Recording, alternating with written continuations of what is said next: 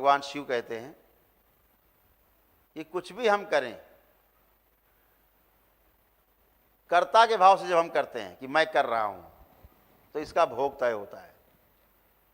ठीक है, आप देखते हो ना, जब आप आते हो दरबार, आप बोलते हो कि गुरुदेव आपकी कृपा से हम बहुत अच्छे हो गए, हम मरने से बच गए, तो हमारा आप पूरी बात नहीं कह पाते, मैं बोलता हूं तुरंत, सब बाबा और माँ करते, बोलता हूं, सुनते हैं आप। इससे क्या हुआ? हमने कुछ किया ही नहीं। जब हमने कुछ नहीं किया तो मेरा कोई भोग तय नहीं हुआ।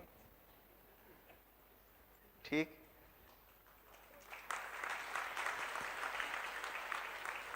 और जहां हम कहते हैं हाँ भाई ठीक कह रहे हो, हमने ठीक किया, अच्छा किया भाई, हमने तुम्हारा ये किया, इससे किया, वैसे किया, तुमको अच्छा तो किया, ये मेरा भोग तय हो गया, क्योंकि हम कर्ता हो गए। हमने मान लिया गहरे में कि हमने किया है, स्वीकार कर लिया मेरे मन ने, तो फिर हम कर्ता हो गए। जब कर्ता हो गए तो भोग तय है।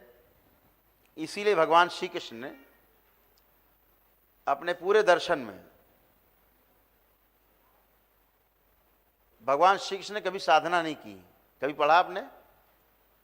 किसी ने पढ़ा कि भगवान श्री कृष्ण ने कोई साधना की कहीं जाके जंगल में बैठ के? नहीं की। उनकी साधना सबसे बड़ी क्या थी? अकर्म।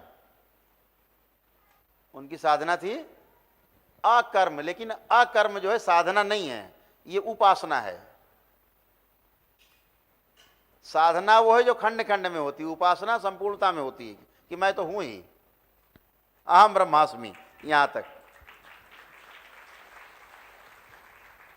तो साधना खंड खंड में होती है, उपासना संपूर्णता में होती है।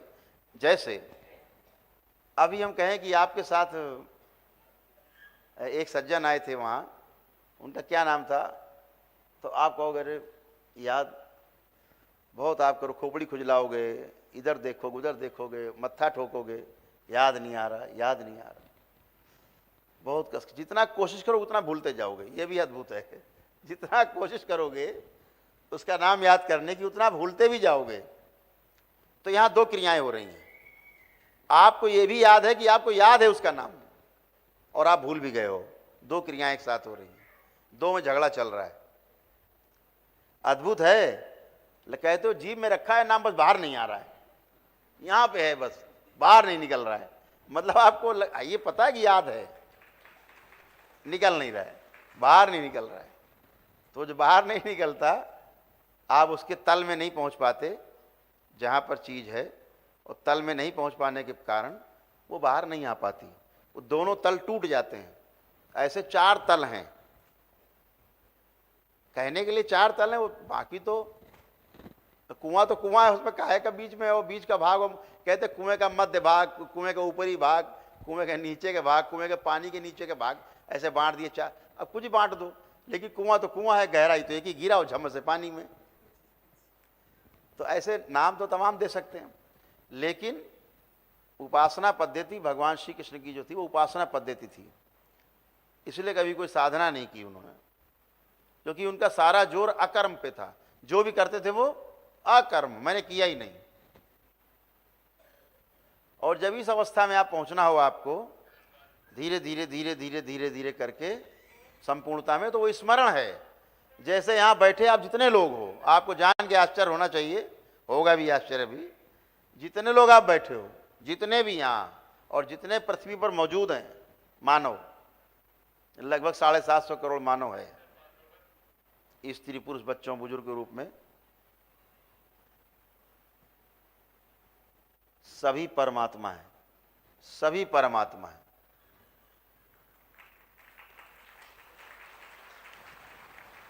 बस क्या है, भूले हुए हैं। कैसा भूले हुए हैं?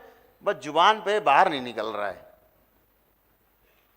तो परमात्मा तो हैं आप, लेकिन जिस दिन जुबान से निकल के बाहर आ गए, आप परमात्मा हो जाते हैं।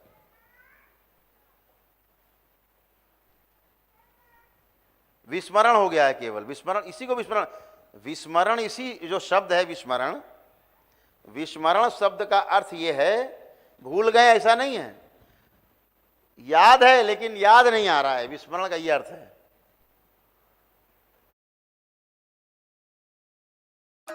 सही पंप हो या सही लड़का, मिलना बड़ा मुश्किल है, मगर सही मेडिसिन मिलना बेहद आसान।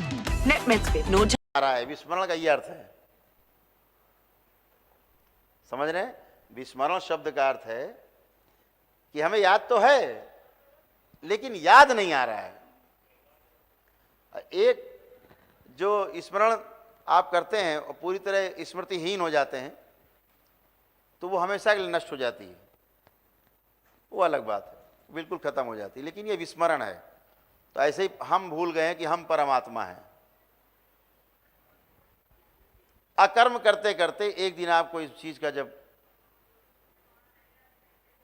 जानकारी हो जाती है कि तल से जुड़ जाते हैं, गहरे वाले तल में नीचे, ऊपर का तल सबसे नीचे वाले तल में जुड़ जाता है जब, तो उसको पूरा दिख जाता है। तो ये नहीं कहता है कि हम इस सृष्टि का अंश हैं, वो कहता है मैं ही सृष्टि हूं। फिर वो कहता है कि अहम ब्रह्मास्मि, मैं टोटल हूं, टोटल का अंश नहीं हूं, पूरा हूं मैं। तो वो स्मरण आ जाता है आपको। जैसे स्मरण आया तो वो सारी जितनी शक्तियां हैं ब्रह्मांड की वो आपके पीछे लग लेंगी, सब आपके साथ चलेंगी, क्योंकि आपको स्मरण हो गया है। आपका ऊपर का तल नीचे के तल दोनों जुड़ गए हैं, पूरी यात्रा चल रही है ऊपर से नीचे। अभी आपकी यात्रा खंड खंड में है, एक शरीर, एक चक्र, दूसरा चक्र, तीसरा चक्र, ऐसे चलेंगे आप। लेकिन जिस दिन आप मूलाधार से लेकर सहस्रार तक आप जुड़ जाते हैं, क्षमा करिएगा, मूलाधार से लेकर आज्ञा चक्र तक आप जुड़ जाते हैं, उस दिन आपको पता लगता है कि आप परमात्मा हो, क्योंकि आपको सारा स्मरण हो जाता है, सारा कुछ।